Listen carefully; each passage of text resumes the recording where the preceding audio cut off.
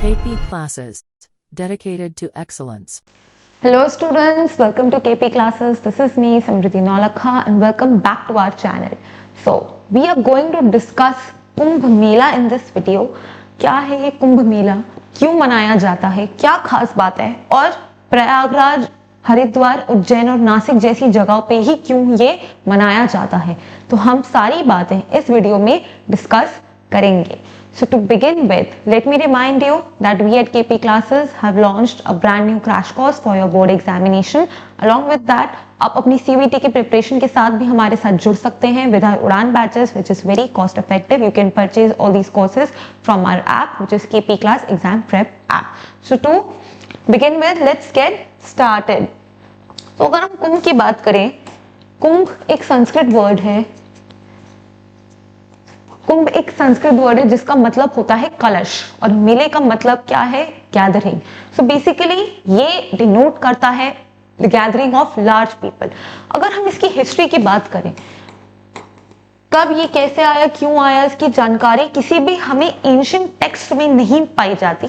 हमें किसी भी एंशिएंट टेक्स्ट में ये जानकारी नहीं मिलती है कि ये कैसे आया, किसने लिखा.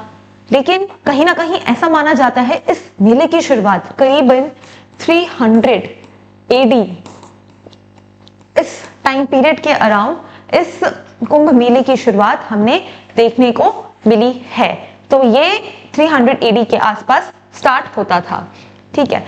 एंड माना जाता है कि एक चाइनीज ट्रैवलर हुआन ज़ैंग जब इंडिया आए थे तो राजा हर्षवर्धन ने एक कुंभ मेला ऑर्गेनाइज किया था. तो उन्होंने हुआन ज़ैंग ने इस मेले में उस टाइम पर डुबकी भी लगाई थी. ये उन्होंने कहाँ देखा है, अपनी अकाउंट्स में मेंशन किया है जब वो इंडिया आए थे ट्रैवल के दौरान. लेकिन इस कुंभ मेले की कहानी क्या है, कैसे आया, तो इसकी शुरुआत हिंदू पौराणिक ग्रंथों के अनुसार ये शुरुआत होती है जो महर्षि दुर्वासा जी जो शिव जी के एक अवतार हैं, एक पार्षल अवतार हैं और ये समुद्र मंथन से जुड़ी है. तो महाकुंभ की बात करें तो इसका जो हिस्ट्री है, इट रिवॉल्व्स अराउंड समुद्र मंथन and ocean churning which was done by the gods and the demons. क्यों? क्योंकि समुद्र मंथन के थ्रू इनको इनवैल्यूएबल रत्न और ज्वेल्स की प्राप्ति होने वाली थी. सो बोथ जो देवी देवताओं और जो राक्षस थे, दोनों ही को वो ज्वेल्स, वो रत्न हासिल करने थे, प्राप्त करने थे. ठीक है.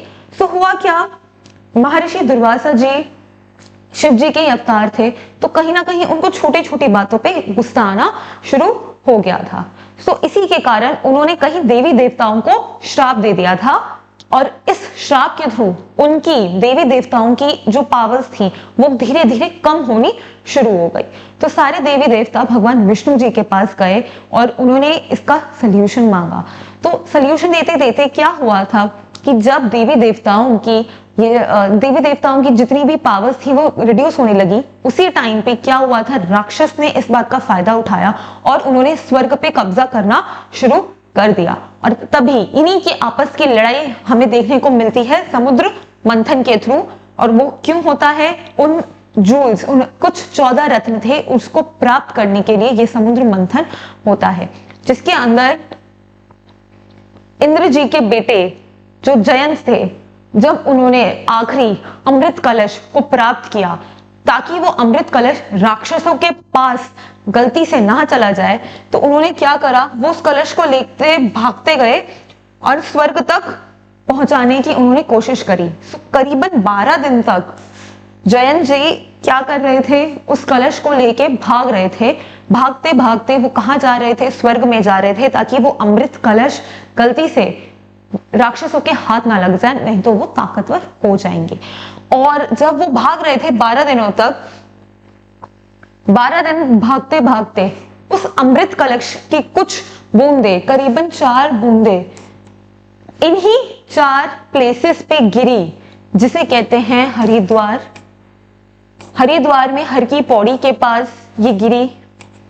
त्रिवेणी संगम जो प्रयागराज में है, एक बूंद वहां गिरी. तीसरी बूंद शिप्रा नदी के पास उज्जैन एंड चौथी गोदावरी नदी नासिक. तो ये सिग्निफिकेंस आ जाता है इन 4 प्लेसेस का. और इसी वजह से हम क्या मनाते हैं, कुंभ मेला मनाते हैं। ऐसा माना जाता है वो अमृत कलश जो सैक्रेड था इन 4 पवित्र जगहों पे गिरा था, इस वजह से कुंभ मेले की शुरुआत करी गई थी। सो अगर ब्रॉडली बात करें, इसी नदी को, इन प्लेसेस को सैक्रेड माना जाता है काफी ज्यादा, और इन नदियों को पवित्र माना जाता है एंड इसीलिए यहाँ पर कुंभ मेला हर 12 साल में लगाया जाता है।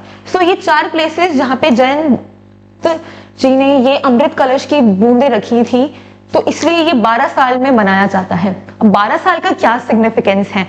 देवी देवताओं के अनुसार उनका एक दिन, स्वर्ग का एक दिन अर्थ पे 1 साल के बराबर है, इसलिए जयंत जी को 12 दिन लगे थे। That is equivalent to 12 years, क्योंकि उनका एक दिन यहाँ पे 1 साल है, ह्यूमन बींग्स के लिए 1 साल है, इस वजह से हम 12 साल में इसको मनाते हैं। ठीक है, एंड कहाँ पे था? हर की पौड़ी, हरिद्वार, प्रयागराज में त्रिवेणी संगम, नासिक की बात करें गोदावरी रिवर के पास, और उज्जैन की बात करें तो क्षिप्रा नदी के पास ये बूंदे गिरी थी। एंड ये सैक्रेड प्लेसेस हैं जहां सन, मून और प्लैनेट्स, माना जाता है कि यहाँ पे एक उनका अलाइनमेंट हुआ था, इसलिए कुंभ मेला यहाँ पे लगाया जाता है। Hence the nectar pot was saved from the demons by the god Brihaspati, और इसी के साथ राक्षसों से हमने वो नेक्टर पॉट, अमृत कलश को बचाया था। तो अगर कुंभ मेले की बात करें, कुंभ मेले को हमने 4 पार्ट्स में डिवाइड करा है। जो कुंभ मेला है वो हर 3 साल में एक बार मनाया जाता है। फिर आ जाता है अर्ध कुंभ मेला, वो 6 साल में एक बार मनाया जाता है, लेकिन क्या होगा, वो सिर्फ हरिद्वार और इलाहाबाद में ही मनाया जाएगा। इसको अर्ध मतलब हाफ, क्योंकि ऐसा माना जाता है वो चक्कर लगाते लगाते 6 दिन हो गए थे, इसलिए 6 इयर्स। एंड वो सबसे पहली 2 बूंदे हरिद्वार और प्रयागराज में ही गिरी थी। फिर आता है आपका पूर्ण कंप्लीट कुंभ मेला जो हर 12 साल में होता है। ये आता है मेन पूर्ण कुंभ मेला जो 12 साल में एक बार इन्हीं 4 जगहों पे मनाया जाता है according to the planetary movement, जहां सन, मून और सारे प्लैनेट एक अलाइनमेंट में हैं। फिर आ जाता है आपका महाकुंभ मेला, इसका सिग्निफिकेंस है ये सिर्फ प्रयागराज में ही सेलिब्रेट किया जाएगा और हर 144 इयर्स के बाद इसको मनाया जाता है, इसको सेलिब्रेट किया जाता है। लेकिन प्रयागराज ही क्यों, जो ये महाकुंभ मेला है सिर्फ प्रयागराज में ही क्यों ही मनाया जाता है, क्या सिग्निफिकेंस है प्रयागराज का? तो प्रयागराज का ये सिग्निफिकेंस है कि ये त्रिवेणी संगम, 3 नदियों का संगम, 3 नदी जो सैक्रेड नदियां हैं, गंगा, यमुना और सरस्वती, इन तीनों नदी का मिलन हमें कहाँ मिलता है? प्रयागराज में देखने को मिलता है। इस वजह से प्रयागराज की इंपॉर्टेंस हो जाती है एंड महाकुंभ मेला प्रयागराज में मनाया जाता है। अब बात करें इस साल के महाकुंभ मेले की, करीबन 40 करोड़ डिवोटीज यहाँ पे गैदर होंगे, जिनके लिए एक टेम्परेरी सिटी गवर्नमेंट ने ऑर्गेनाइज करा उनके रहने के लिए। सो कहीं ना कहीं इन रिलीजियस पर्पस के लिए भी है और इंडिया एक मल्टी रिलीजियस कंट्री के तौर पे इंप्रूव हो रहा है एंड कहीं ना कहीं इससे इकोनॉमिक फायदा भी हमें देखने को मिलता है। बात करें ये शुरुआत कैसे होगी, सबसे पहले इस महाकुंभ मेले की शुरुआत एक शाही स्नान से होती है, जो बड़े बड़े ऋषि और पंडित सबसे पहले शाही स्नान करेंगे, उसी के बाद से ही ये मेले की शुरुआत होगी। लास्टली यहाँ पे दुनिया की सबसे ज्यादा गैदरिंग माना जाता है और ये करीबन 45 डेज तक चलेगा एंड कहाँ मिलेगा? प्रयागराज में चलेगा। सो दुनिया की सबसे लार्जेस्ट गैदरिंग हमें इस प्रयागराज, इस महाकुंभ मेले में देखने को मिलेगी एंड इस हिंदुस्तानी ही नहीं, बहुत सारे फॉरेनर्स भी अपनी श्रद्धा के लिए यहाँ पे डुबकी लगाने आते हैं, अपनी मान्यताओं को पूरा करने के लिए इस कुंभ मेले में पार्टिसिपेट करते हैं। So I hope you like this video.